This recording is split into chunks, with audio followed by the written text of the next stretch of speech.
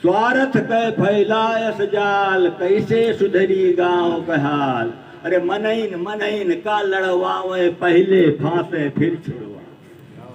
मनइन मनइन का लड़वावे, पहले फांसे फिर छुड़वावे। पुलिस की जेबें गरम करावे, वही मैं अपनों काम बनावे।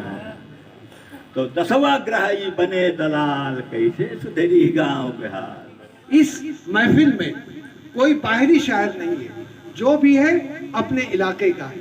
कहने का मतलब यह है हमारा कि हमारा इलाका आज भी इतना अदबी तौर से मालामाल है, साहित्यिक रूप से संपन्न है कि हम अगर कोई भी गोष्ठी मुशायरा या कुछ भी करना चाहें अदब के मामले में, तो हम किसी के दस्तनिगर न होंगे, मोहताज न होंगे। फर्क हिंदू मुसलमान का मिट जाए सब, आबे ज़मज़म से गंगा का पानी। राम दुहार करे मैं कुमार, राम दुहार करे मैं कुमार।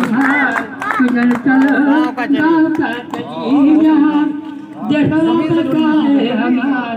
तुझे चलो गाँव का चली। यही गम दिल में है हर आदमी के दिन आए नहीं अच्छे किसी के। डॉक्टर साहब की अचानक पड़ गए सब फीके फीके, अचानक पड़ गए सब फीके फीके।